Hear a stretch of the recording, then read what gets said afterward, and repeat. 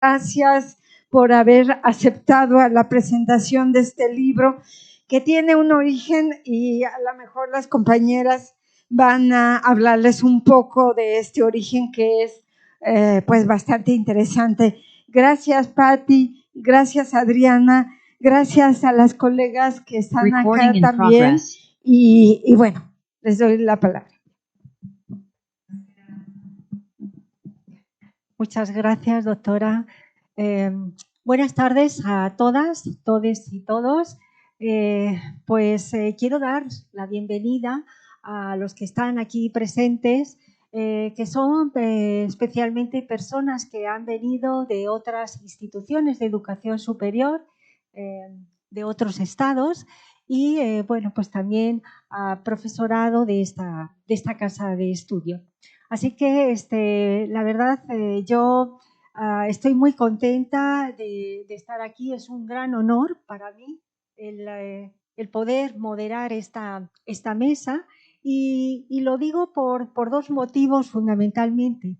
Uno, por la importancia que representa esta presentación del libro Expresiones de violencia en el entorno universitario, casos, protocolos y estrategias para su erradicación. Esta es una publicación de la UAM Iztapalapa y el libro salió editado el año pasado, en el 2022. Bien, decía que para mí es un honor estar aquí y presentar este libro por dos motivos y dos razones fundamentalmente. La una es por la importancia que representa el tema al hacer visible múltiples problemáticas que tienen las instituciones de educación superior y que, como estamos viendo en este 7º congreso, pues son muchas, muy variadas. Y nos damos cuenta que si la universidad parecería un espacio inocuo de libertad y de conocimiento, encuentra, sin embargo, situaciones de una enorme violencia. Desde la discriminación, una jerarquía,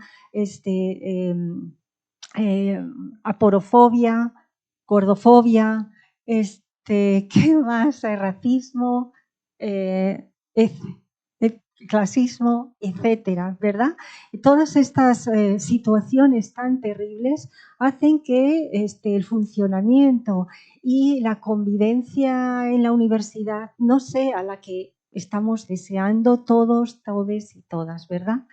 Y bien, yo no me quiero alargar, para mí también es muy importante que sea Cuballes el centro que esté presentando este libro. Y bueno, agradezco mucho a las compañeras que están en el otro lado, ¿verdad? A Adriana Aguayo y Patricia Castañeda. Adriana es doctora en antropología por el Centro de Investigaciones y Estudios Superiores de Antropología Social de la Ciudad de México. Ella es profesora e investigadora en el día de hoy a tiempo completo en el Departamento de Antropología de la Universidad Autónoma Metropolitana Unidad Iztapalapa. Y Marta Patricia Castañeda, bienvenida, doctora, es doctora en antropología por la Universidad Nacional Autónoma de México, investigadora del Centro de Investigaciones Interdisciplinarias en Ciencias y Humanidades de la Universidad Nacional Autónoma de México. Y bien, pues para ir viendo y pasar pues de algún modo una revisión acerca de este texto del que nos estamos refiriendo, de las expresiones de violencia en las IES, pues contamos también con la presencia de una amiga, compañera de batallas, como es la doctora Angélica Navarro Ochoa, quien nos va a hacer la presentación. Le paso el micrófono para dar con... Muchas gracias, Rosa. Muchas gracias a todos los presentes por estar aquí. Bueno, antes de comenzar a leer el pequeño documento que preparé, pues sí quiero como curarme en salud. No sé si se vienen a aceptar leer tamaño el libro, porque me cayeron muchos tipos de violencia. y que a veces cuando uno no estamos ya inmersos en el ámbito académico o en los trabajos o en cualquiera de nuestras áreas de desempeño, a veces estas violencias están tan naturalizadas que no nos damos cuenta de su presencia hasta que alguien más nos las hace ver y que pues golpean y golpean duro, ¿no? El libro en lo particular me parece un gran ejemplo para precisamente evidenciar todas estas violencias que se dan en las instituciones de educación superior, pero que también van a diferentes tipos de universidades.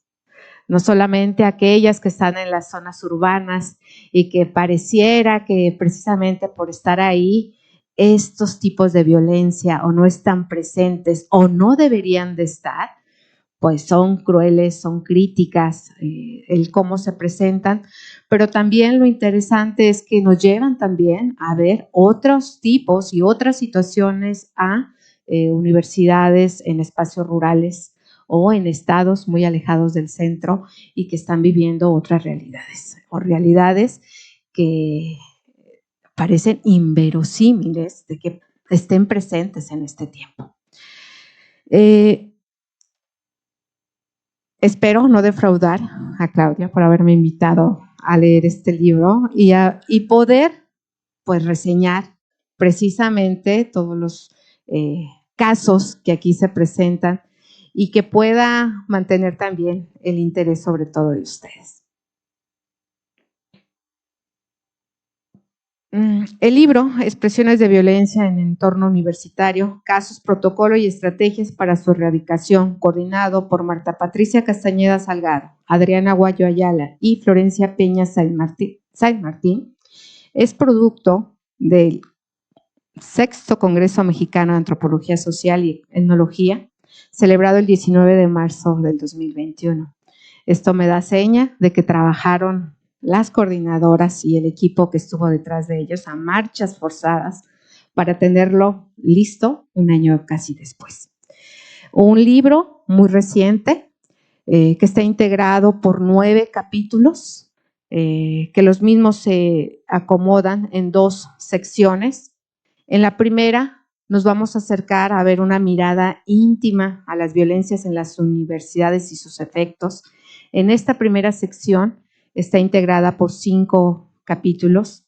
La segunda parte está integrada por 4 y nos acercan precisamente a los protocolos de atención y propuestas para reducir las violencias. Entonces, veo una complementariedad en estas 2 secciones, en una, y que precisamente hay un cruce de puente. No solamente se quedan en la evidencia, en la denuncia, en la presentación, sino que también nos están presentando una serie de propuestas que pueden ser seguidas por otras y, por ejemplo, pues nosotros aquí. Me doy a la tarea de leer. Las aportaciones de las autoras y los autores que aquí participan reflejan distintas formas de aproximación a los diferentes tipos y modalidades de violencia por razones de género desde diversas disciplinas y áreas de investigación. Permiten comprender su complejidad, pero también hacen propuestas de posibles prácticas o vías de solución que involucran a las colectividades que las padecen. Son aproximaciones inter-, multi- y transdisciplinariamente para lograr análisis, como también para hacer la intervención e incidencia social.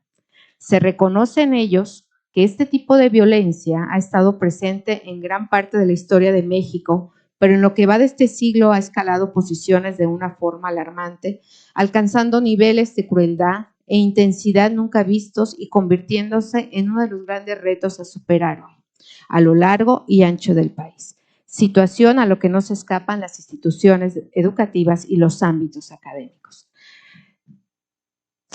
Me daré a la tarea de reseñar algunos de los trabajos que aquí se presentan. En el primer capítulo, titulado Violencias en las instituciones de educación superior, reflexiones a partir de los trabajos presentados y publicados en 3 congresos mexicanos, elaborado por Florencia Peña San Martín y Cherezada López Marroquín, señalan que las violencias que se presentan en las IES van más allá del acoso y el hostigamiento sexual, pero también sostienen que su erradicación ha sido limitada. En la mayoría de las universidades públicas y privadas han creado instancias, instrumentos, protocolos y procedimientos de actuación contra el hostigamiento y el acoso sexual, pero no son suficientes, por lo que el debate y las acciones continúan. Las autoras consideran que debe ponerse mayor énfasis en la prevención, en el fomento del cambio de las subjetividades masculinas y femeninas, ya que hasta hoy las acciones propuestas se limitan a castigar los hechos, donde los hombres son perpetradores y las mujeres son víctimas. Por eso, las jóvenes siguen presionando mediante hashtag, tendederos, marchas, toma de planteles, entre otros, y en ocasiones hacen uso de la violencia en la toma de instalaciones y en las marchas para exponer y lograr mayor sensibilización, pero también dan cuenta de que de que hay un riesgo que se abrió hacia las denuncias falsas y hacia una mayor defensa de las posturas feministas. Yo sí te creo que luchan para que no se pongan en duda las palabras de las víctimas que denuncian. Muestran también las críticas que se han hecho a las instituciones como el Colegio de México, como el ITAM, donde se promueve y exige la excelencia académica a sus estudiantes, la cual se manifiesta en el psicoterror que ejercen los profesores al exigirla, lo que ha llegado a provocar suicidios. Pero los académicos no han sido ajenos a ello.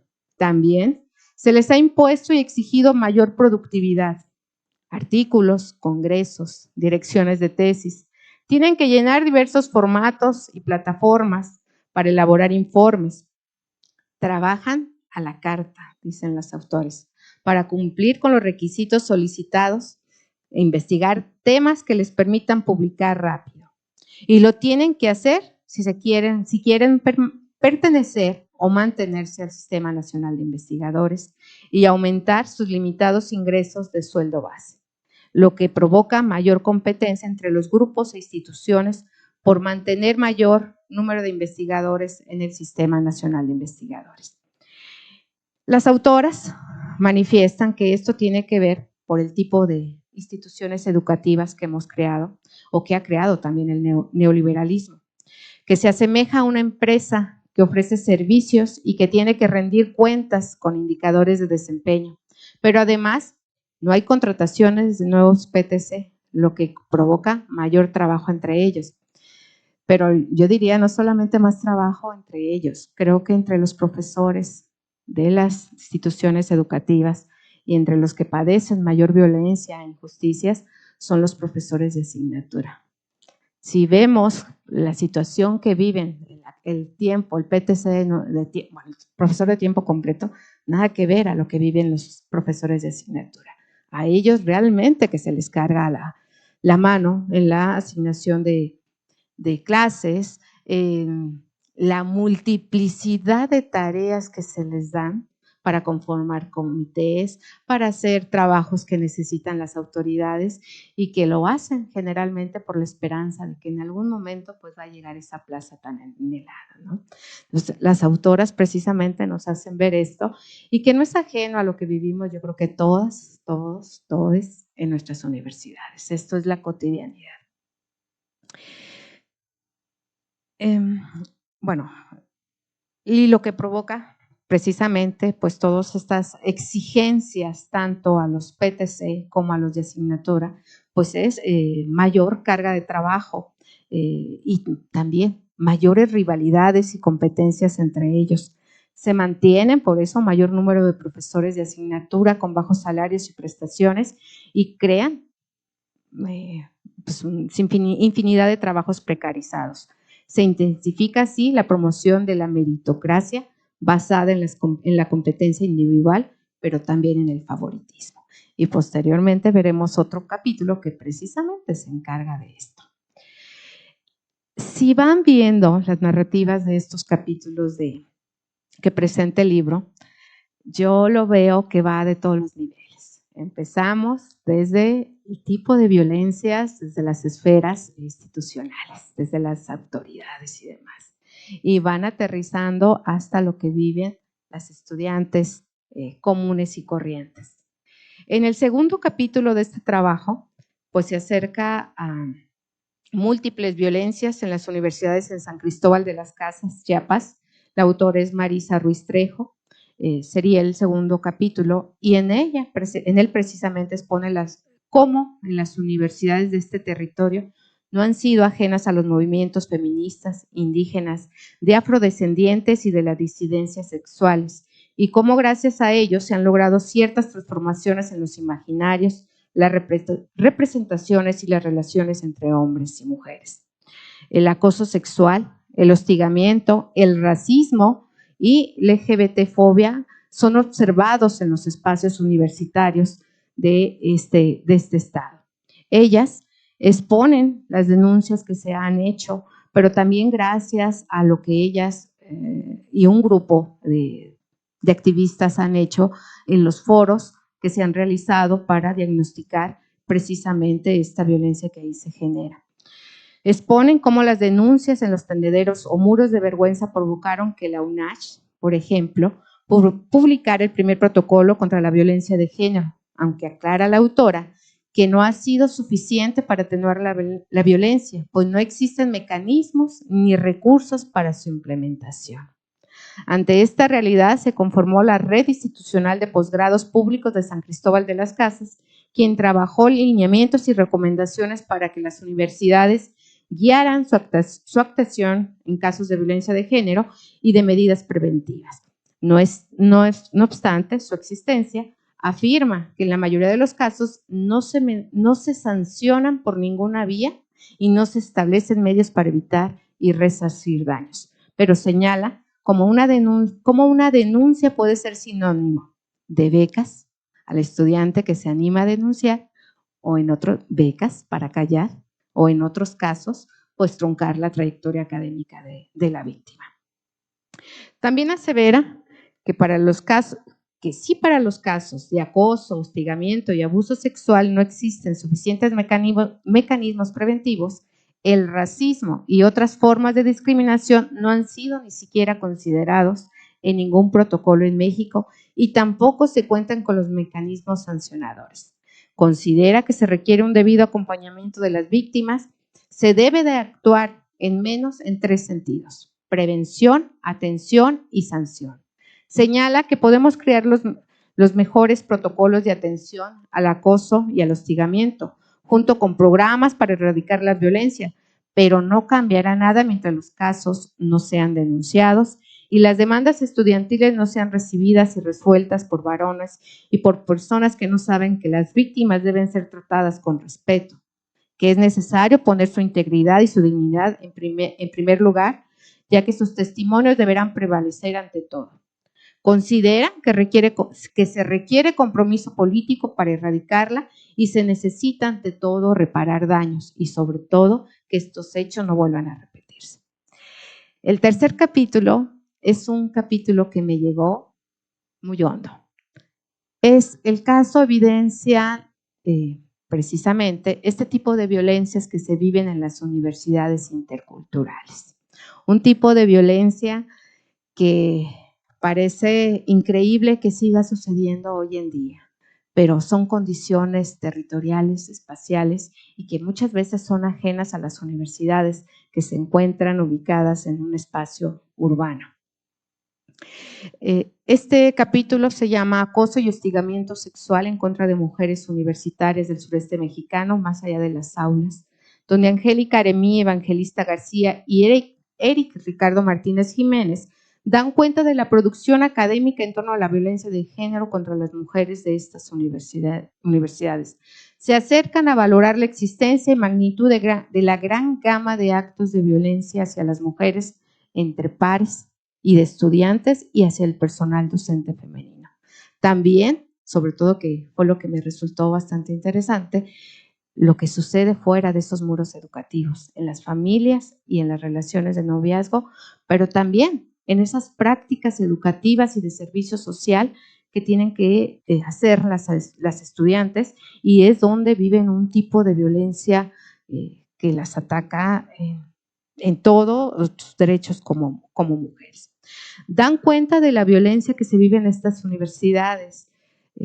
Generalmente, bueno, y lo que nos comentan las autoras, son instituciones que se encuentran fuera de las poblaciones, alejadas de las comunidades, y por tanto las alumnas pues tienen que trasladarse por caminos, por veredas, atravesando parcelas, por zonas boscosas y caminos que obvio no hay luz para alumbrar caminos, no hay seguridad pública y que generalmente pues son hostigadas. Hay infinidad de anécdotas, de casos que muestra de alumnas que han tenido que, bueno, correr literalmente para escapar a esto y que pese a esfuerzos, pese a denuncias, pues no se ha hecho nada. Pero algo que me queda de estos testimonios es algo que se está formando y creando entre las estudiantes. ¿Para qué denuncio? No va a pasar nada. Y llegan con una idea, bueno, lo comenta la autora, que llegan a la universidad con la idea, pues que no van a vivir el mismo tipo de violencia que viven fuera de la universidad, ¿no? Y oh sorpresa, se topan con una violencia tremenda por parte de profesores, de compañeros y sobre todo este tipo de universidades donde pues el modelo pedagógico las lleva a prácticas profesionales, a cuestiones de servicio social, donde lo que aprenden en las aulas pues lo tienen que llevar a la práctica, ¿no? Entonces muestran también una serie de casos donde ellas, bueno, tuvieron que hacer o tomar varias estrategias para acercarse a esas comunidades, que muchas veces no son las de donde ellas provienen, que se hacen acompañar con compañeros varones, que evidencian que las personas con las que van a intentar comunicarse se dirigen siempre a los varones, no a ellas. Y que las han llegado a confundir. Mujeres, ¿qué haces fuera de tu casa, no? ¿Qué haces en una mina de materiales de construcción donde hay puros hombres? ¿Viniste a fajar o a qué? Y donde se han tenido que pagar multas y demás para poder librar las acusaciones, porque estuvieron a punto de llevarlas a la cárcel. Y esto en empresas y demás. Algo todavía más delicado es cuando éstas se acercan a comunidades rurales, indígenas, donde pues las autoridades son viejos que toman las decisiones por todo, y que cuando ellas acuden, jóvenes y mujeres, pocos son tomadas en cuenta. Entonces, ellas constantemente pues están viviendo una serie de ataques y en todos los ámbitos, digo, y que fue lo que me pareció bastante interesante, la evidencia que a veces de esta violencia que nosotros a veces ya vivimos aquí. Ejemplo, yo en Valles a veces escucho a las chicas que se quejan, sus quejas más comunes es porque me levanto temprano, ¿no? Para llegar al camión a las 4 de la mañana y llegar a las 8 de la mañana a Valles. Pero este otro tipo de violencias que a veces son ajenas a este espacio, pues deberían de estar aquí y conocer, ¿no? Que a veces también, y no porque puedan contar con privilegios, pero también es una manera, pues, de tener presente lo que otras viven y presencian para poder lograr sueños o poder formarse en una carrera profesional. En el cuarto capítulo de esta primera sección, y que voy a nuevamente, les digo, por eso las invito a leerlo, que el orden que decidieron las coordinadoras para presentarlo, pues nos lleva a tener presente estas situaciones de violencia por razones de género en diferentes actores. Sí, hay una preeminencia de esa violencia que viven las mujeres. Poco hay sobre otros géneros o otras preferencias sexuales, pero aquí lo interesante es que pasa de primero analizar la violencia de una manera generalizada en las CIES, luego pasan a casos concretos cómo se viven en determinados tipos de universidades de un estado con ciertas condiciones económicas, políticas, territoriales y demás.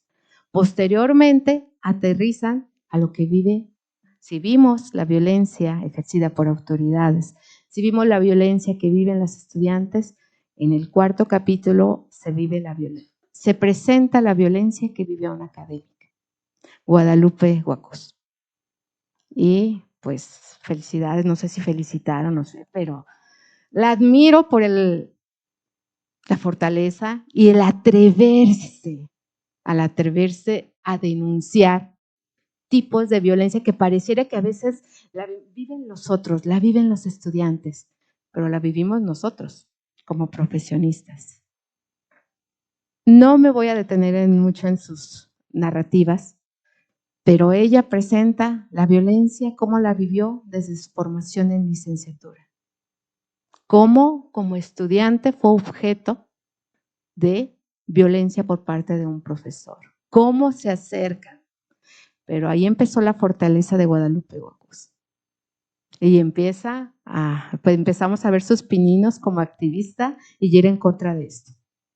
Una segunda anécdota, cómo la vivió frente a colegas pensantes que estaban en un mismo nivel, pero que se da cuenta que no lo están y que precisamente por defender sus ideas y defensa y de buscar la concientización de estas situaciones que se viven en las comunidades indígenas, pues la llevan a renunciar a un empleo que quiero pensar que como todos, pues esperábamos muchos de ellos.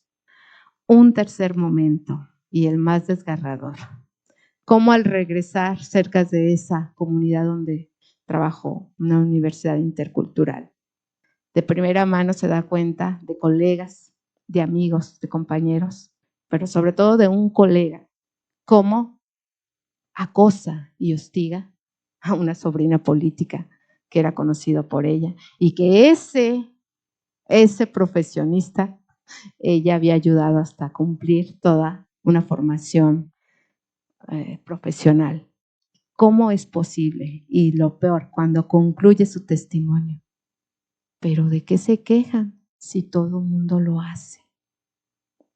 Dios, obtener una respuesta de un profesor así, pues da cuenta de lo que puede vivirse en estas localidades. El último episodio que ella narra precisamente ya es todas estas problemáticas y demás, el trabajo que tuvo que ejercer, hacer y deshacer para iniciar toda una carrera en la UAM para construir todos estos protocolos y que seguramente en el último apartado, y que aquí está una de las autoras, va a narrar precisamente esa experiencia. El último capítulo de esta primera parte me resultó también bastante interesante. Se titula Violencia psicológica y silencio en la experiencia de estudiantes, reflexiones desde la mirada de un docente. El autor es Juan Guillermo Figueroa Perea, y es un trabajo que narra la experiencia que él, como docente e investigador, vivió en el Colegio de México. Él documenta algunas experiencias compartidas por estudiantes del Colegio de México que no siempre fueron socializadas ante el temor de represalias o de seguridad de que las autoridades no harían nada. Su interés en este trabajo es hacer un análisis de los casos de violencia de género y por ello lo lleva a interpretar silencios de los docentes y de los estudiantes que están alrededor de una violencia psicológica. Dice él, me interesa destacar las demandas que escucho por parte de los estudiantes y lo que percibo como su conciencia de agencia permeada e inhibida por las diferentes condiciones sociales y por la lógica institucional. Comparto reflexiones sobre la forma de acompañar a dichos estudiantes desde sus propias demandas y la socialización de malestares pasando por la percepción de un docente sobre el trato que recibe la población estudiantil. Incluye también las respuestas de colegas académicos y de autoridades ante la socialización de las inquietudes éticas y docentes que él manifestaba y pues finalmente presenta un análisis, pero nuevamente su trabajo nos lleva al acercamiento que como docentes quizá nos lleva a lo que deberíamos de hacer, acercarnos a escuchar las experiencias y cómo se está afectando a los estudiantes. Él parte y el mismo movimiento que se genera en el Colegio de México y que dio motivo a diferentes transformaciones, que no sé qué tanto las hayan logrado, es precisamente la publicación de un reglamento de estudiantes. La construcción y publicación de un reglamento para estudiantes donde no estuvieron presentes los estudiantes. Así, literal. No, en ningún lado, ¿verdad, Claudia? Entonces, a partir de esto, pues él empieza a cuestionar a sus colegas del por qué se hizo esto. Las respuestas: se hizo por el bien de ellos. Y ante la protesta, es que no lo entienden. Se los vamos a explicar para que vean que está hecho en su bien.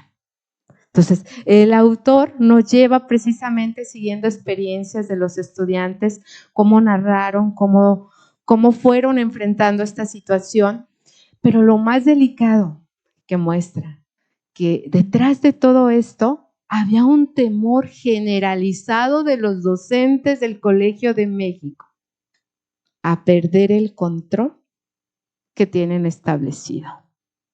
Y por razones y motivos de mantener la excelencia académica, de programas dentro del programa, ahora con el nuevo nombre, Programa Nacional de Posgrados, y mantenerse ahí, va todo contra todo.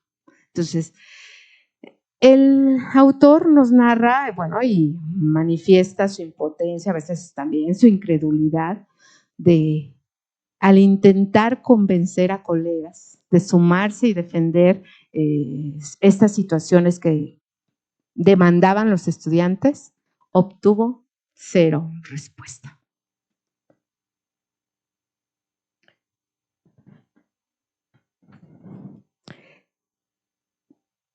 Y finalmente, bueno, hay otra situación que también hay y que también me pareció increíble.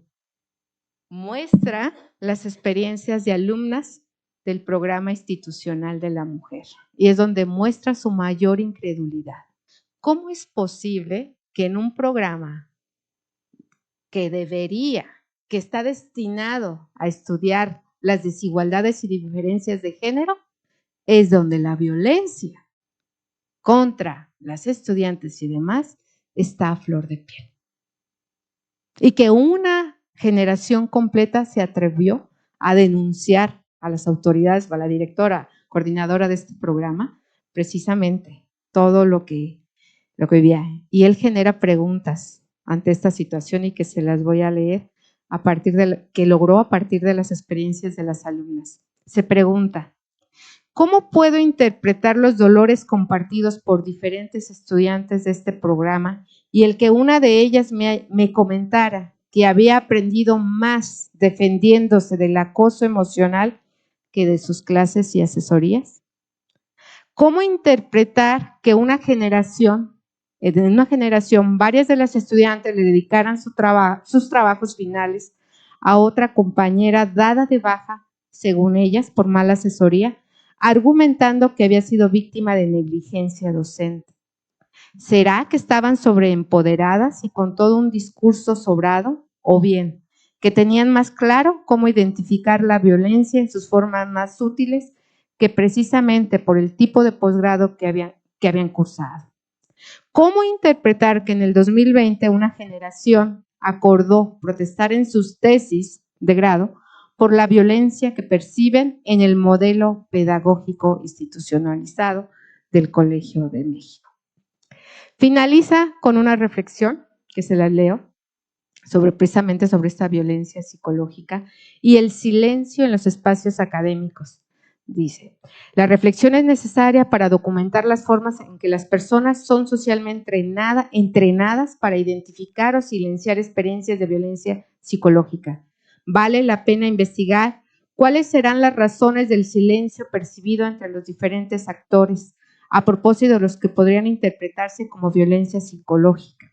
¿Será complicidad, indiferencia, omisión, miedo ante otras alternativas o poca comprensión personal del proceso válido, ética y pedagógicamente para estimular la calidad académica con o sin la noción de la excelencia académica?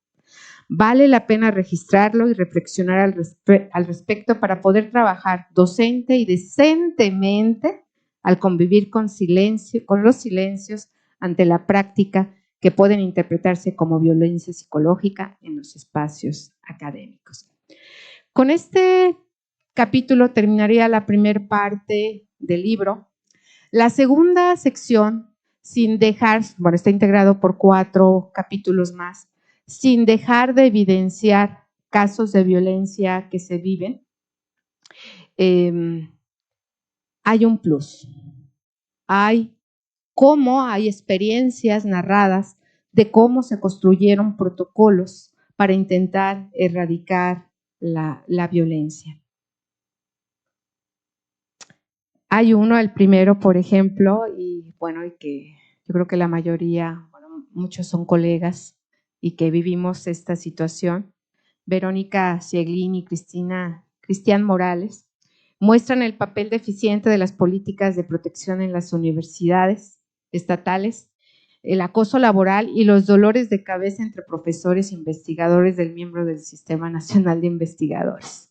No, hombre, al leer este capítulo dije, se metió en mi cabeza para saber todo lo que vivo diariamente. ¿Qué les puedo narrar? O sea, el trabajo en sí lleva a mostrar precisamente esta carga de trabajo de todos los miembros del SNI, de todo lo que tienen que hacer para mantenerse en él, y precisamente esta carga de trabajo, pues, cómo lleva a este deterioro de la salud. Fue interesante porque los autores, las dos, parten de 4 hipótesis que al final las comprueban totalmente y simplemente se las leo y seguramente se van a identificar con ellas. La primera de ellas dice, los liderazgos universitarios altamente cuestionados por parte de los integrantes del Sistema Nacional de Investigadores recurren en mayor grado al acoso laboral en comparación con aquellos que gozan de amplia aceptación. ¿Qué pasa en nuestras escuelas? ¿Qué pasa con aquellos que pareciera, por un lado, así somos miembros del Sistema Nacional de Investigadores y que muchas veces las autoridades los ven como enemigos? Y antes de que me ataques, te ataco. ¿Y cómo te voy a atacar? Pues ahí te van los trabajitos que tienes que hacer, ¿no? Entonces, la autora precisamente narra una serie de experiencias que llevan a comprobar esta hipótesis. La segunda, los liderazgos universitarios altamente cuestionados tienden a desatender la construcción de las políticas de protección contra el acoso laboral, o bien se crean estructuras de prevención y atención poco eficaces. ¿Quién no ha estado presente en tantos comités para tratar primero de analizar el tipo de violencias y acoso laboral que pudieran darse, pero cuántos resultados vemos de ello? Y aquí podríamos contar, ¿nos alcanza la mano? Nos sobran los dedos, ¿verdad? Pero en la realidad poco se lleva a cabo. Se quedan en comisiones donde el trabajo es denso, donde nos despedazamos a veces en las discusiones y demás, donde hay un debate fuertemente académico de derechos humanos y demás, y pueden quedar protocolos perfectos, pero como siempre, y que la crítica del libro precisamente tiende a eso. Los protocolos están ahí, pero ¿cómo los aplicamos? ¿Cómo los aterrizamos? ¿Sí? Y que es generalmente donde se queda.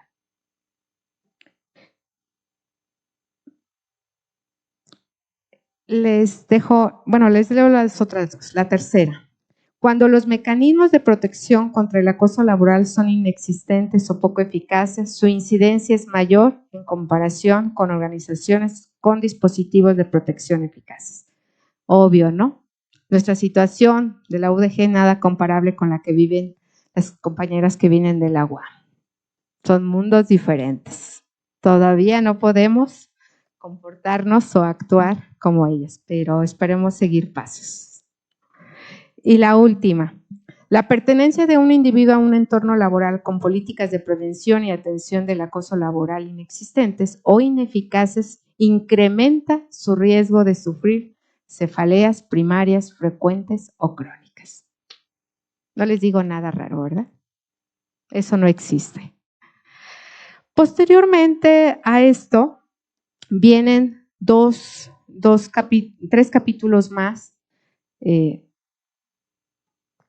Hay uno en particular que me pareció muy, muy interesante y que creo que es el último que voy a reseñarles. El de Brian Martín, contrarrestando el fraude, la nulificación y la explotación en instituciones académicas.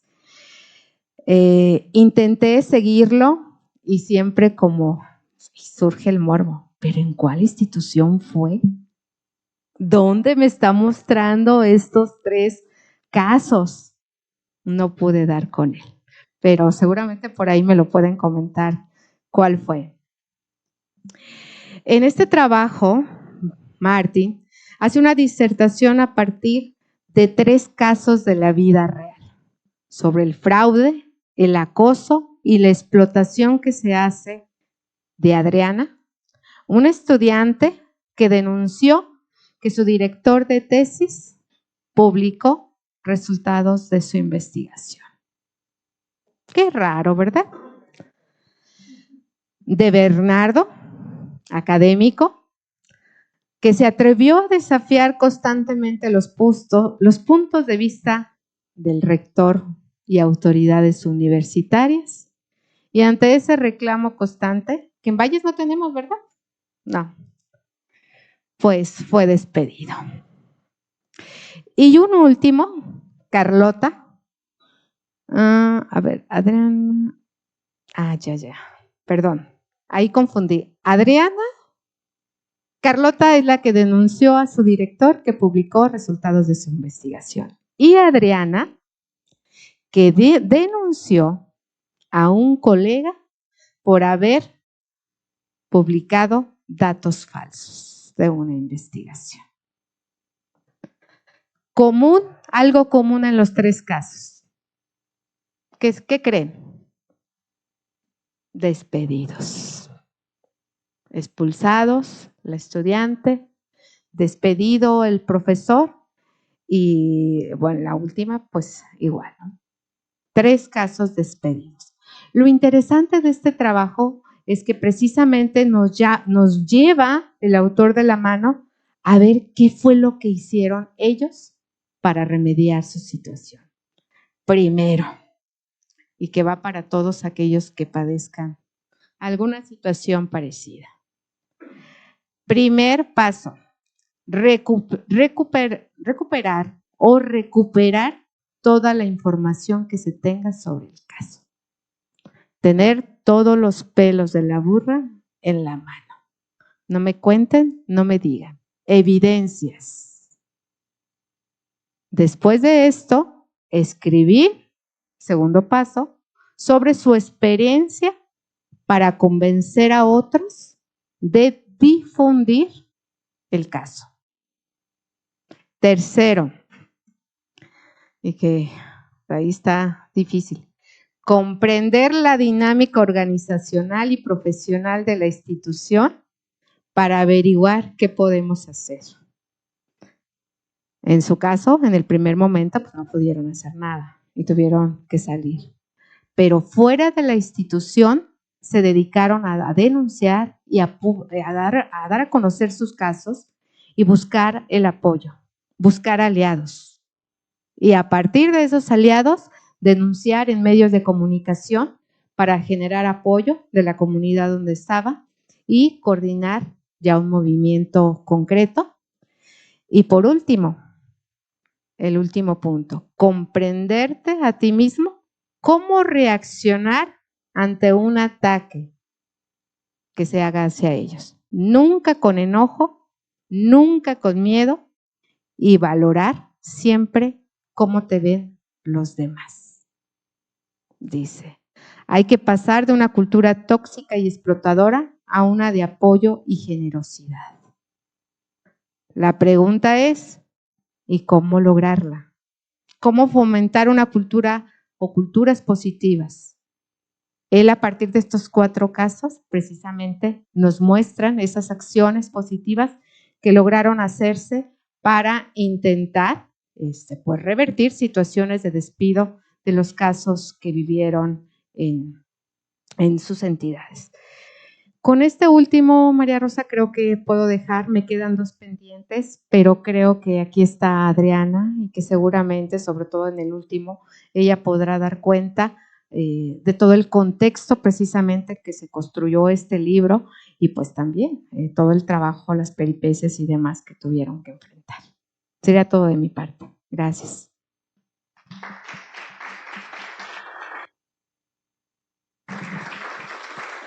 Muchas gracias, Angélica, por tu presentación. Y a mí me gustaría dar paso a las autoras y coordinadoras de este libro, Adriana y Patricia, que ellas pudieran un poco hablarnos de las vicisitudes de este libro y de sus trabajos en concreto, porque creo que es algo que va a ser muy interesante para el auditorio que tenemos aquí en Cuballes.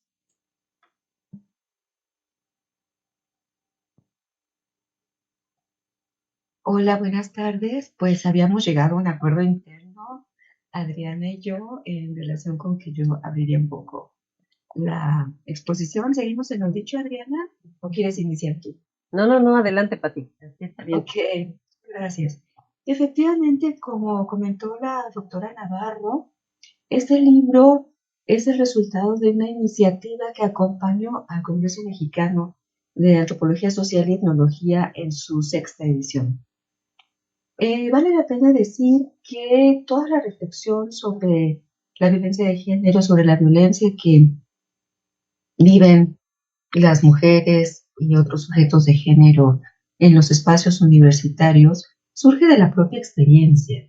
Y en este caso, particularmente, surgió de la responsabilidad que el conjunto de representantes de las instituciones que convocan y organizan este congreso asumió de cara a qué hacemos ante denuncias de ciertas formas de acoso, hostigamiento, etcétera, entre colegas o de colegas hacia estudiantes en el ámbito de la antropología. Eso nos llevó a tomar como referencia también las experiencias de otros congresos en los cuales se ha dado el paso de generar condiciones para que sean espacios libres de violencia, particularmente el Congreso de LASA o el encuentro periódico de la Latin American Studies Association fue de alguna manera como pionera en nuestros espacios para poder generar ciertas pautas de aceptación o no de personas que tuvieran algún señalamiento en esta materia. Y en ese sentido, nosotras, dentro de la organización del Congreso y como apoyo al comité organizador, decidimos lo que llamamos un grupo ad hoc, que fuera un grupo de asesoría al comité organizador para la toma de decisiones en relación con estas situaciones. Y una de las cosas que se acordó en ese grupo fue no solamente ir por la vía de recibir denuncias, atenderlas, etcétera, que era muy difícil cumplir por el carácter mismo del comité organizador, sino también propiciar espacios de discusión, de debate, de sensibilización y de divulgación, incluso de investigaciones sobre el tema. Entonces asumimos la responsabilidad de llevar a cabo ejercicios pedagógicos dentro del Congreso, y como parte de estos ejercicios pedagógicos convocamos 4 simposios especiales en los cuales participaron, valga la cacofonía, especialistas en alguna de las dimensiones que tiene que ver con la violencia de género.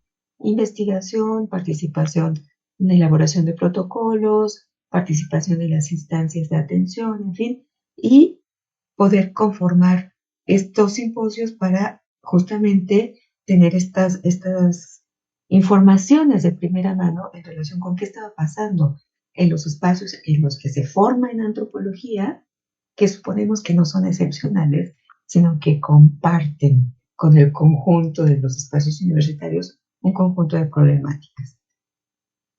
Entonces, bueno, teniendo siempre en mente este tema de la necesaria prevención y también la convicción de que el ejercicio académico puede ser una práctica de prevención en la medida en que no solamente transmitamos conocimientos, sino que podamos formar a nuestro estudiantado, a colegas, pero también al funcionariado de nuestras instituciones en estos temas. Bueno, pues nos abocamos a esta conformación, y también hicimos un ejercicio de indicativo que aparece más claro en la introducción, porque ha habido muy notables antropólogas, particularmente muy notables antropólogas feministas mexicanas, que han puesto el tema sobre la mesa y que han hecho muy relevantes contribuciones, tanto teóricas como legislativas, para enfrentar y solucionar el tema. Por eso aludimos a las figuras de Marcela Lagarde, quien como antropóloga tuvo un papel fundamental en la Cámara de Diputados e impulsó la promulgación de la Ley General de Acceso de las Mujeres a una Vida Libre de Violencia en este país en 2007, apoyada por una investigación que le dio sustento a buena parte de la elaboración conceptual de la ley. Evocamos a Rita Segato, que a nivel latinoamericano también ha jugado un papel muy importante para teorizar y proponer categorías de análisis que llevamos a los ejercicios de investigación, pero que también han estado presentes en las discusiones sobre los protocolos, y a muchas otras colegas, algunas autoras en el texto, como Lupita García Huacús, que no solamente nos regaló su relato autoetnográfico, sino que también participó de manera muy activa en este grupo ad hoc y en la conformación de estos espacios dentro del Congreso. Nuestro interés, nuestra apuesta fue poner la violencia de género que se ejerce contra las mujeres en los espacios universitarios en contexto. No solamente en contexto en el sentido de decir es en el espacio universitario, sino también decir en esos espacios universitarios convive la violencia de género con otras violencias, y no se trata de hacer una sumatoria y de ver cuál de esas violencias es más grave o causa más daño, sino ver cómo se articulan esas violencias y cómo en todo lo que describió la doctora Navarro en relación con violencia académica, extractivismo epistémico y muchas otras cosas más, siempre hay una vertiente de género, siempre hay una dimensión de violencia de género que termina afectando de manera mucho más grave a las mujeres, pero que no por eso, digamos, establece un ranking o establece una competencia con esas violencias, sino que están íntimamente vinculadas, y por eso nos interesó traer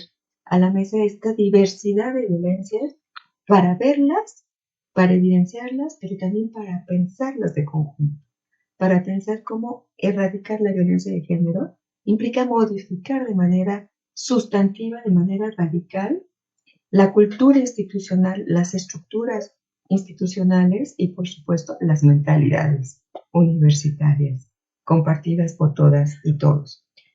Y bueno, por último, quisiera señalar también que nos interesó mucho traer colegas con distintas posturas. No quisimos hacer un ejercicio normativo en el sentido de que fuera una postura la que llevara la voz cantante, sino mostrar que hay una diversidad de aproximaciones, una diversidad de formas de llevar a la práctica tanto la investigación como la docencia y la atención institucional, y que le llamemos objeto de estudio, materia de trabajo, problema institucional o como le llamemos, finalmente este hecho, esta puesta en evidencia de que la violencia de género existe en nuestras instituciones, se practica cotidianamente en relaciones horizontales o en relaciones jerárquicas, aparece para todas las autoras y los autores, y espero que para muchos colegas más, como una motivación para la acción. Ninguna de las propuestas que se presentan en el libro tiene solamente el interés de conocer por conocer o de conocer por dar a conocer, sino sobre todo que esto sirva como un registro de que ha motivado acciones internas y que seguramente si logramos articularnos entre las instituciones y en este ejercicio, la red que ustedes encabezan, en la que participan, pues es fundamental, podremos encontrar respuestas mucho más fuertes, mucho más potentes, sin pretender homogeneizar ni generalizar, pero sí, insisto, mucho más articuladas para que no sean vistos estos problemas como propios de una institución y que se siguen manejando como si fueran problemas íntimos y privados, aunque se lleven a cabo en un espacio público, sino para que realmente participe de esta noción de que la violencia de género y la violencia feminicida, hay que nombrarla también, son un problema social, son un problema público, deben ser tratadas como un problema nacional y que desde nuestros lugares podemos aportar, aunque sea en pequeña medida, a que esto se desmonte. Y cierro ya diciendo que, bueno, pues este Congreso Mexicano de Antropología Social y Etnología es convocado por el Colegio de Etnólogos y Antropólogos Sociales y por la Red Mexicana de Instituciones de Formación en Antropología. Y lo menciono porque las asociaciones profesionales, las redes institucionales tienen una responsabilidad muy fuerte en asumir este tema como propio, y pues invitamos a mantener este compromiso y lo vamos a hacer, le vamos a dar continuidad en la siguiente emisión del Congreso el próximo año. Bueno, pues Adriana, perdón, agradezco muchísimo la invitación, agradezco muchísimo que nos hayan leído y agradezco mucho los comentarios de la doctora Navarro. Ahora sí. Muchas gracias, Pati. Pues sí, yo me sumo también a los agradecimientos a la doctora Angélica Navarro por la detallada relatoría que hace de este libro, a María Rosa Nuño por la moderación también de esta mesa y por sus palabras de apertura, y por supuesto a Lupita Huacuz por la invitación a poder presentar nuestro libro en este foro, y pues por ser además autora y formar parte de este grupo ad hoc que fue tan importante para el sexto Comase.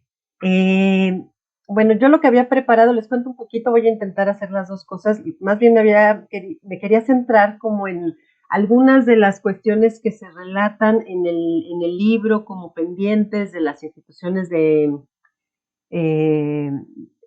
educación superior, y también algunos otros, para no quedarnos solo en lo negativo, aquellas cuestiones de alguna manera que quedan como propuesta a lo largo del libro. Entonces voy a tratar de hacer esa parte un poco más sintética y les cuento un poco del caso de Iztapalapa también, para que nos decía Angélica.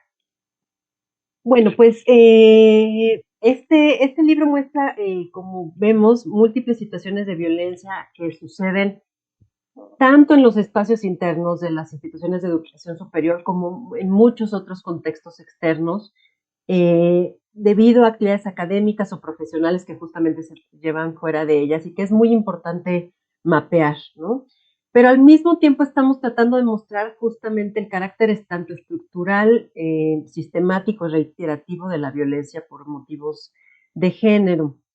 Estos 9 textos que conforman el libro se están acercando de una manera particular y diferenciada, como ya lo mencionaba Angélica, a dimensiones muy específicas de distintas manifestaciones de la violencia de género, pero que no están desligadas de el resto de las violencias, ¿no? Sobre todo aquellas que están en el orden de lo institucional y de lo estructural y que creo que es muy importante no perder de vista.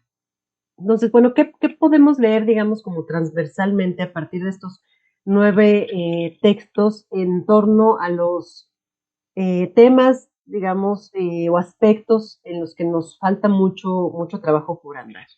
Bueno, entre algunas de las acciones pendientes, creo que estaría, por ejemplo, revisar periódicamente los protocolos y en su caso ajustarlos, ¿no? Al respecto, Ruiz señala en su texto, y la cito, los protocolos de las universidades en México han dado atención en general al acoso sexual, al hostigamiento y a la violencia sexual, pero ninguno de ellos aborda cuestiones sobre racismo y tampoco recogen las violencias específicas contra la comunidad LGTBI+, ni mecanismos para contrarrestarlas. Además, bueno, sabemos que no todas las instituciones cuentan con protocolos de atención a la violencia de género o instancias de atención a la violencia de género que también son indispensables. Entre otros de los pendientes estarían también, y lo vemos, digamos, vemos su necesidad a partir de varios de los casos que se relatan en este libro, la necesidad de emprender diagnósticos periódicos también que nos permitan comprender el tipo de violencias específicas que se están ejerciendo en cada institución y las particularidades, digamos, de organización o de estructura de cada una de estas instituciones que llevan a invisibilizar o a consentir su ejercicio. Por otra parte, también se resalta la importancia de que las políticas sean transversales, ¿no? Que hay una necesidad de armonizar la legislación universitaria y eso ha sido muy visible, por ejemplo, para el caso de Iztapalapa. Esto ya se hizo, pero bueno, hacen falta todavía algún camino por andar. Y como señala en Peña y López Marroquín en el primer texto, este énfasis que se ha hecho más en el castigo, ¿no? Que nos hace ver esta necesidad de incorporar una discusión todavía más profunda en torno a varios temas. Uno sería el de la reintegración a la comunidad de personas que en algún momento fueron violentadoras, que ya han sido sancionadas y que se reincorporan a sus actividades como estudiantes, trabajadores o académicos, y qué se debe hacer en ese sentido, ¿no? Directivos también, por supuesto. Y por otra parte, este énfasis en la prevención que nos señalan ellas, ¿no? En esta transformación de las subjetividades tanto masculinas como femeninas a partir de la concientización tanto de las violencias, ¿no? De las distintas expresiones de la violencia que suceden al interior de las CIES, como también de estas otras maneras de poder expresar las masculinidades, por ejemplo. Por supuesto, a pesar, digamos, de este énfasis que se ha hecho en estos casos de violencia, sigue siendo indispensable crear mayor conciencia y conocimiento en todos los niveles, estudiantes, trabajadores, directivos, personal docente, sobre los propios protocolos, sobre digamos, derechos humanos en general, específicamente derechos relacionados con las mujeres o con las comunidades LGTBI+, pero también con algunas poblaciones que han sido vulneradas, ¿no? Las poblaciones indígenas, las poblaciones afrodescendientes y en muchas ocasiones también las personas migrantes. Creo que falta también parte de trabajo sobre las violencias que se están o que suceden, digamos, en el ámbito de lo digital, ¿no? Es un espacio que de pronto no ha sido tan atendido, que tiene sus particularidades, que es muy complejo también, y que a partir de la pandemia creo que se incrementó la violencia a partir digamos, de las redes sociales, de las plataformas digitales donde se realizaban las clases, pero bueno, en general, digamos, de todo el ámbito alrededor de las redes sociales. Otra alerta, digamos, que reseñan estos textos es comprender que las inmediaciones de las universidades también son un espacio en donde se vulnera a las y los les estudiantes.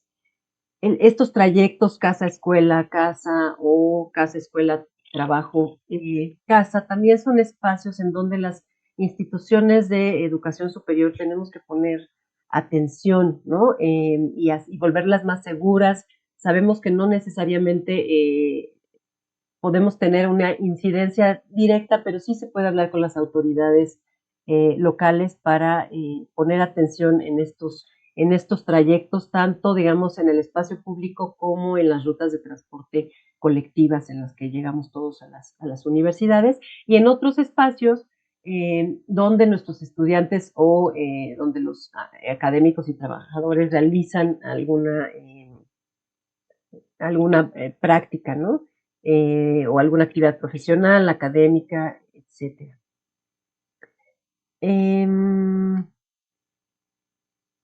Y bueno, algunas otras cuestiones como estas otras violencias que a veces son un poco más complejas tal vez de evidenciar, se han invisibilizado, que son, por ejemplo, la violencia psicológica, ¿no? El burnout,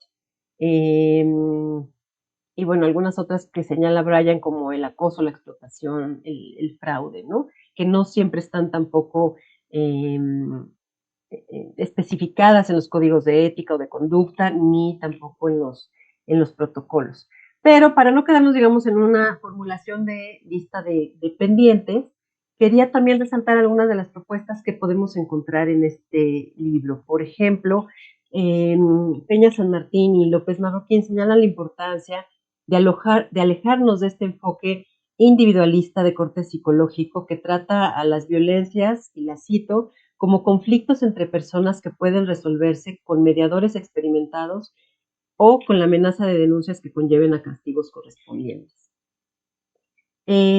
Ambas autoras consideran justamente que el neoliberalismo ha profundizado, o al profundizar la competencia y el individualismo, contribuyó justamente a crear estos escenarios propicios para que sucedieran las violencias en su interior.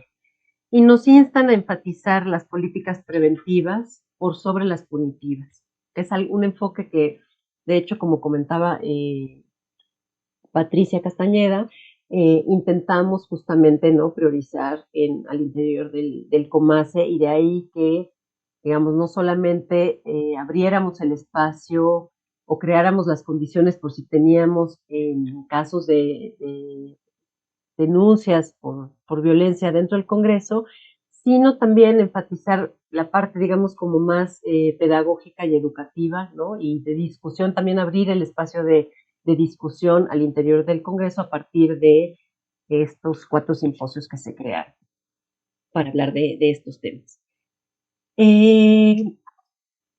Creo, por ejemplo,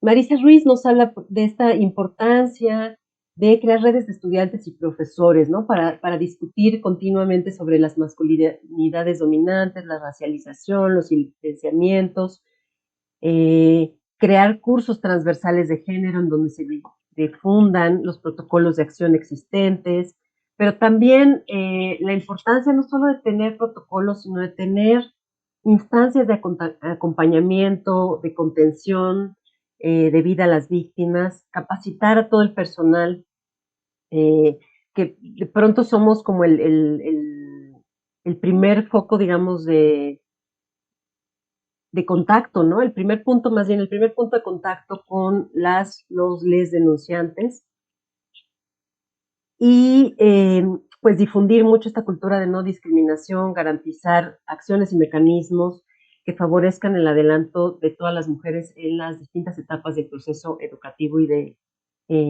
investigación. Una cuestión muy importante que también relata Marisa es la importancia de formar comités de vigilancia y detección de casos de violencia externos a los equipos encargados de implementar los protocolos, que vigilen justamente la integridad y la ética de los procesos. Y bueno, también, bueno, ya decíamos, mapear los distintos espacios de ocurrencia de estas violencias, ¿no? Es que estoy tratando de resumir ya para cerrar. Y bueno, dar seguimiento también de todos estos casos, que estas unidades que se crean de atención, por ejemplo, a la violencia de género, den cuenta, digamos, anualmente o bianualmente o semestralmente, como sea necesario, de estos casos que han sido atendidos, ¿no? De qué tipo de violencias son las más recurrentes, quiénes son los agresores o las agresoras más recurrentes, si forman parte o en su mayoría, o sea, digamos, hablar también como de los porcentajes de recurrencia y en qué ámbitos están sucediendo, si es entre pares, si es en situaciones donde hay jerarquías, etcétera, ¿no? Y dar un seguimiento y un acompañamiento muy, muy puntual a las víctimas. Al respecto, podría brevemente, para cerrar con mi participación, contarles un poco de el artículo que, bueno, el texto, digamos, de mi autoría en este libro y que, bueno, recuenta justamente algunas de estas cuestiones, ¿no? Ay, me acaba de... Aquí está. Bueno, por ejemplo, para mí era muy importante de hablar del protocolo de atención a la violencia de género de la UAM Iztapalapa, porque en el caso de la Universidad Autónoma Metropolitana fue el último en crearse. Se crea hasta marzo del 2020, cuando fue aprobado en la sesión 464 del Consejo Académico. Y en nuestra universidad, el primer plantel que contaba con un protocolo fue el de la unidad Xochimilco, justamente porque en él existía, digamos, ya todo este equipo de trabajo desde el 2015 que se había constituido como el programa Cuerpos que Importan, aunque, bueno, trabajaban desde el 2011 en la unidad Xochimilco, y que se dedica a crear este primer protocolo de la universidad que sería aprobado hasta mayo del 2018. Y bueno, sabemos que todavía en 2016 había poquititos protocolos, ¿no? Para ver, digamos, cómo dimensionar lo reciente de esta situación en nuestro país. Un mes después, es decir, en junio del 2018, fue aprobado el protocolo de la unidad Coajimalpa y al año siguiente el de la unidad Lerma. En la unidad Azcapotzalco existe un protocolo, pero que es específico para la División de Ciencias Sociales y Humanidades y una unidad de atención de género también de la división. Y bueno, finalmente entonces hasta 2020 se crea en Iztapalapa. Esto fue promovido sobre todo durante la gestión de Rodrigo Díaz al frente de la unidad de Iztapalapa, y antes de tener el protocolo se hizo un diagnóstico a partir de una encuesta que justamente trataba de atender el tema de la violencia en general, poder diagnosticar qué tipos de violencias estaban sufriendo, quiénes eran las principales víctimas, quiénes los principales perpetradores. Y se hizo también una intervención muy interesante con la artista Lorena Wolfer, quien desarrolló un proyecto titulado Mapas, Mesas de Diálogos de Supervivencia, que realizó entre septiembre y noviembre del 2018. Y era justamente un mapeo de espacios donde sucedían estas violencias. Esto, bueno, llevó a la formulación de un pliego petitorio que elaboraron las alumnas, que trataba de enfocar, digamos, todos estos trabajos, estas actividades y este diagnóstico a contar con un protocolo de actuación, pero que no fuera un protocolo general de atención a la violencia, sino que especificara sobre todo el tema de la violencia de género. Esto se retrasa mucho por la huelga que estalla en 2019 y que fue la huelga más larga en nuestro plantel, de febrero a mayo de ese año. y finalmente fue hasta febrero del 2020 que se crea la Unidad de Acción para la Prevención y Erradicación de las Violencias de Género, la Inclusión con Equidad y el Respeto a las Diversidades, o Unigénero, como la conocemos para ser más breves, y un mes después se aprueba el protocolo, pero justamente es marzo de 2020. Entonces, esto dificulta muchísimo la socialización del protocolo y la puesta en marcha del mismo, pero además tenemos pues toda la cuestión de la pandemia, empezar a dar clases en línea, y entonces pues hay una serie de dificultades en el camino con las que se encuentran las dos abogadas que están en esta unidad de género, que son justamente que esta violencia se traslada, digamos, de los espacios adentro, sobre todo al interior de la universidad, al espacio digital, que no estaba contemplado específicamente, aunque no por eso se dejó de tratar en el protocolo, y también con muchas otras cuestiones que eran, digamos, como estaban ligadas a la comunidad LGTBIQ+, que también demandaban atención por parte de esta unidad de género ante situaciones específicas como su derecho, por ejemplo, a ser nombrados de la manera en que, digamos, no con el nombre que les había sido otorgado por ley, sino con el nombre y la identidad de género a la que la elegida, digamos, ¿no? Y bueno, muchas otras cuestiones incluso también para avanzar en este camino con la cuestión de los títulos y bueno, algunas otras cuestiones. Entonces, bueno, poco a poco vemos, digamos que en tan solo 2 años había cuestiones que en la realidad ya estaban rebasando lo que estaba sucediendo o digamos lo previsto por este protocolo y que había que diagnosticar, reseñar y seguir atendiendo. Y bueno, entre otras cuestiones que se destacan en este texto y que me relatan tanto Socorro Damián como Yelitza, ahí ahorita olvidé el apellido de la otra abogada que ya no está en la unidad de género actualmente, pero toda una serie de cosas que son también importantes de reforzar al interior de las instituciones de educación superior, incluso cuando ya se cuenta con protocolos y con unidades de atención de género, como es también la capacidad de las mismas para responder, ¿no?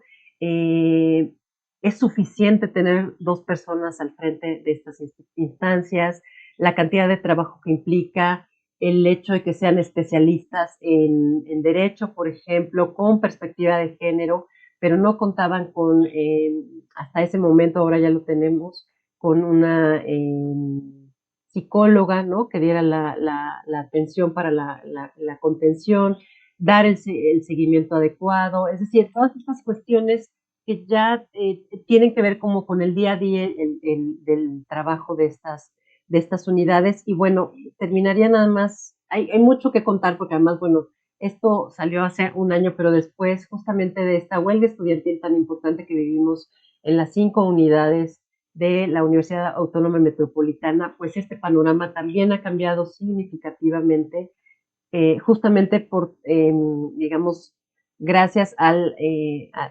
trabajo tanto de las estudiantes como después, bueno, incluidas las académicas que han estado trabajando justamente a partir, digamos, de todas las mesas de diálogo para avanzar en esta elaboración o reelaboración de los protocolos que tienen, digamos, estas 5 unidades, pero también el trabajo que ha hecho la Defensoría de los Derechos Universitarios en esta propuesta de protocolo unificado, ¿no? Entonces, bueno, lo dejaría yo ahí para poder dar paso a las preguntas. Muchas gracias. Adriana, Patricia, muchas gracias por sus comentarios. Nos dan cuenta de los avances que se han tenido, pero también de los grandes retos que tenemos en las universidades a futuro para erradicar todas las violencias que estamos observando y viendo a través pues, de los diferentes artículos que en este libro se han ido un poco desgranando. Estamos en un momento crítico, ¿verdad? Sobre todo por el tiempo. Y me gustaría pasar la voz a preguntas que tuviera el auditorio para las coordinadoras del libro. Entonces, bueno, pues creo que es una oportunidad el poder dialogar con ellas, con las autoras, coordinadoras de este ejemplar, de este libro, y pues les dejo el micrófono para ello.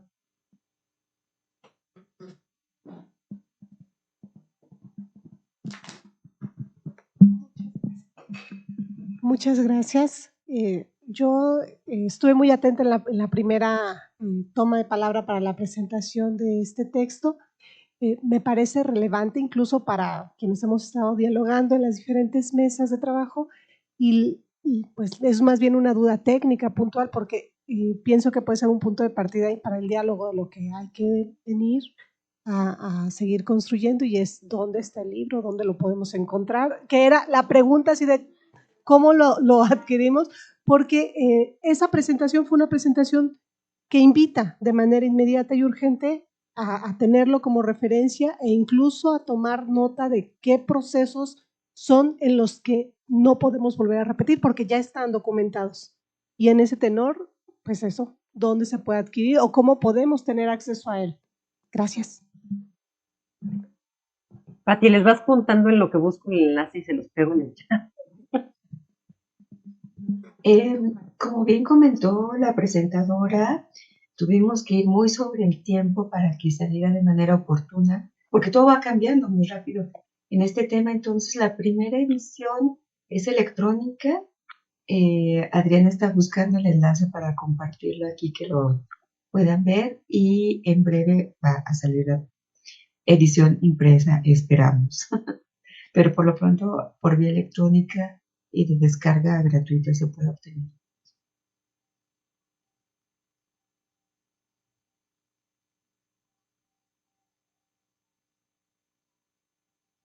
A lo mejor me tardo un poco, si quieren seguir las preguntas y si no me comprometo a enviárselo en este instante a Lupita en cuanto llegue y para que les pueda compartir.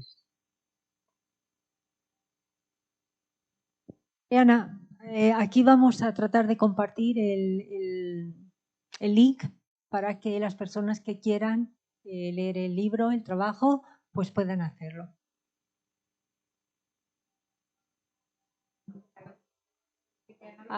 Aquí lo vamos, no lo busques, Adriana. ¿Ya lo tienen? Perfecto. Aquí lo vamos a compartir. Ay, qué bien. Que yo tengo ya nada más mi versión PDF y link. Gracias. Me pasa lo mismo, que no es la versión oficial. Anda, que desde luego.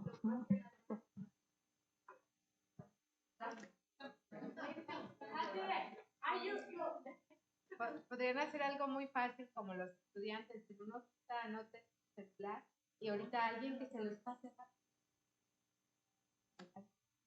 ¿Alguna otra pregunta? ¿Habría? Sí. Pues muy buenas tardes.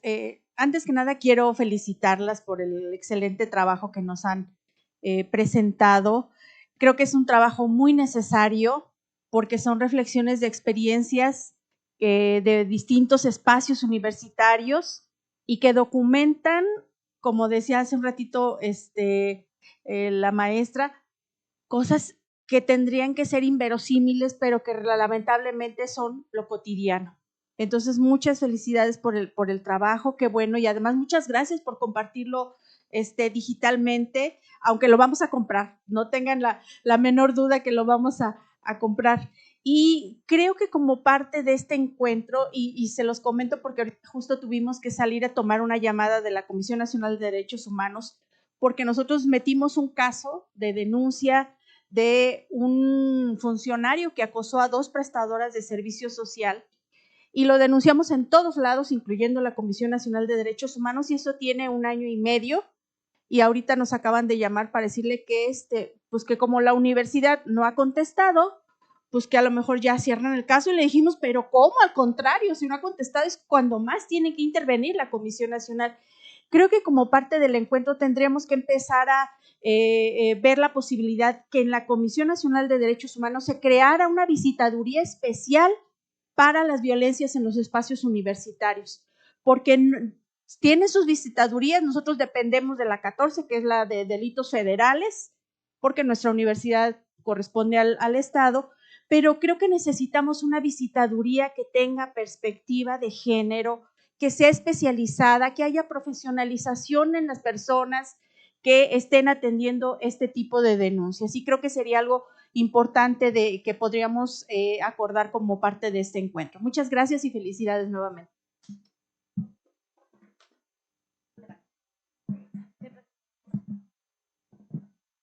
Hola. Bueno, voy a compartir con todas. Yo soy estudiante feminista y a partir de lo que expresaron en el libro, de las experiencias compartidas en el libro y a partir de lo que acá compartió la compañera, me queda pensando cómo visualizamos cómo se está operacionalizando estos intentos de atender la violencia de género en las universidades, pero también el cómo se está simulando al mismo tiempo que hay una supuesta atención, ¿no? Creo que es uno de nuestros problemas más graves actualmente, que hablaré por el país, no sé si sucede en otros lugares, pero es un tema de derechos humanos, porque acá lo que a mí me parece como muy importante es que nos están, o sea, una como estudiante universitaria enfrentas el hecho, y ahorita mientras les escuchaba estaba pensando en Sor Juana, ¿no? Que eligió el camino del conocimiento y agarra los hábitos, digamos, y ahora nosotras elegimos también siglos después, mucho tiempo después, pero elegimos el camino del conocimiento y va de frente el pensar que al elegirlo también elegimos el cruce de tantas violencias en nuestra cuerpa, ¿no? De tantas violencias en la cuerpa, en violencia psicológica, violencia, la salud mental, y cómo salimos completamente quizá de estos espacios académicos completamente cambiadas, a lo mejor sí con una profesionalización o a lo mejor sí con una especialización sobre algo, pero también con un montón de experiencias de acoso, hostigamiento e incluso hasta más, ¿no? Y que además cabe mencionar que muchas de estas simulaciones las vemos no solo a través de profesores, de autoridades, hombres, sino también de aquellas mujeres que le trabajan lo decía Margarita Pisano, las regalonas del patriarcado, ¿no? Entonces, nada, o sea, como quisiera preguntarle, mi pregunta específica a las coordinadoras, es cómo visualizan ustedes esa simulación.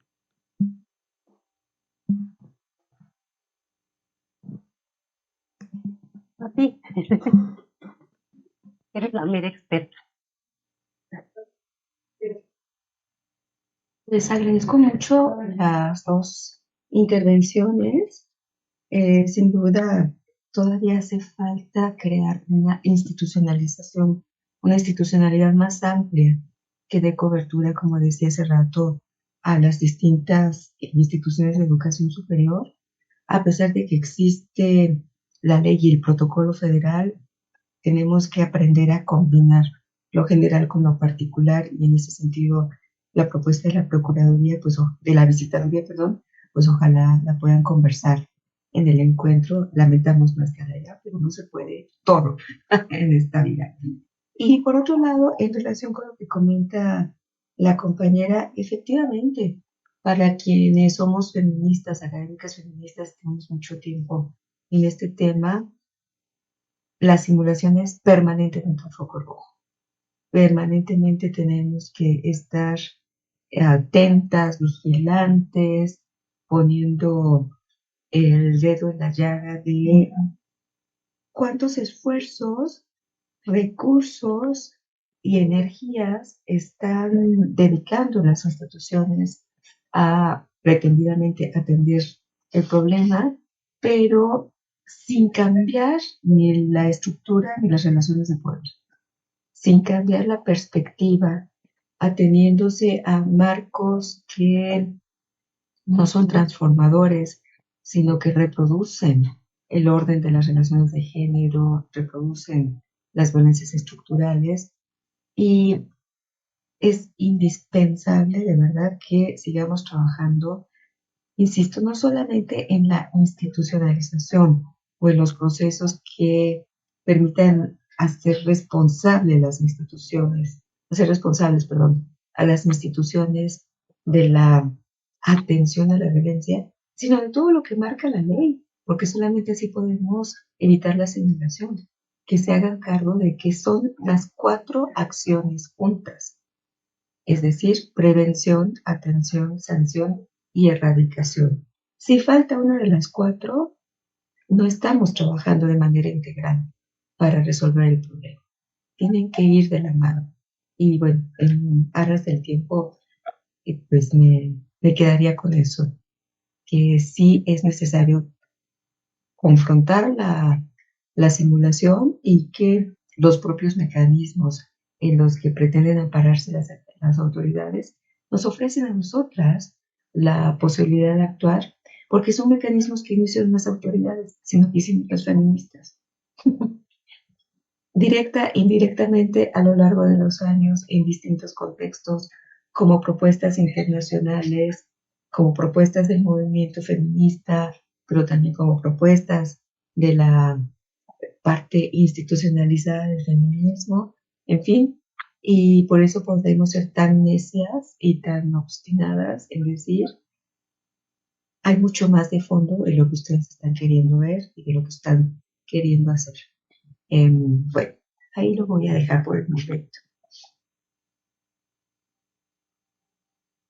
Yo nada más agregaría una cosa que no es directamente una respuesta a tu pregunta, pero sí como otro de los pendientes de las instituciones, que es justamente, que está relacionada con lo anterior, pero que también tiene que ver con justamente el nivel de confianza en las instituciones, ¿no? Y que tristemente esta percepción, pero digamos, no es, digamos, no solo en el sentido de que parece que, sino que sabemos que muchas veces sí se trata de simulación, en otras no, pues tiene que ver con este nivel de desconfianza en las autoridades, y es por eso que buena parte de los relatos de este libro se señala pues la dificultad o la reticencia también de denunciar, ¿no?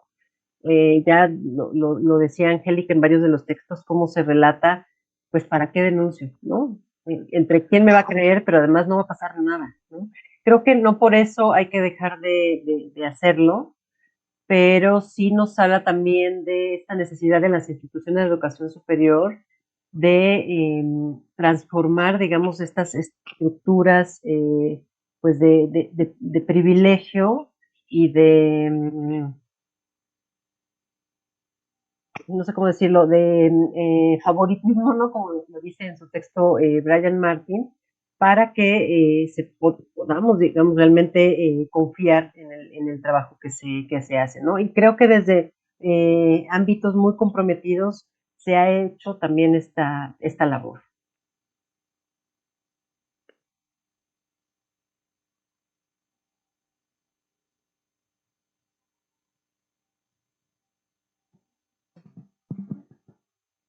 Bueno, parece que no hay ninguna otra pregunta más. ¿Sí, no?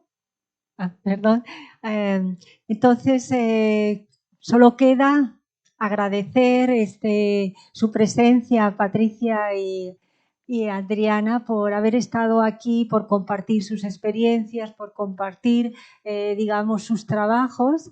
Y bueno, pues creo que la labor que tenemos es larga por parte de todas, de todes, de todos, para cambiar este panorama que tenemos pues lleno de violencia.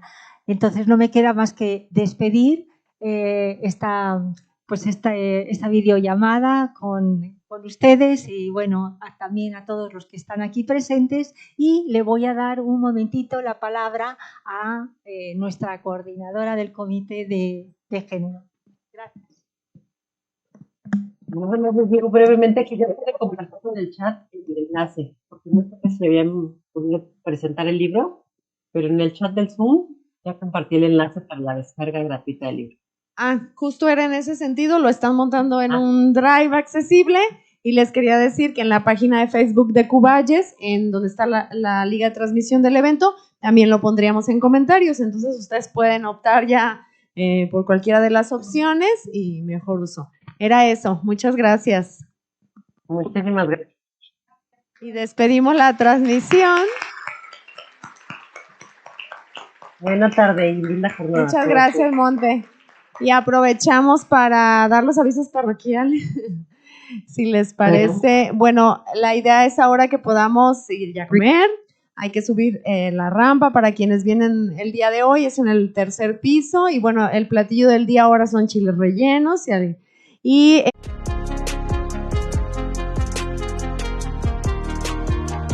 ofrece unos taquitos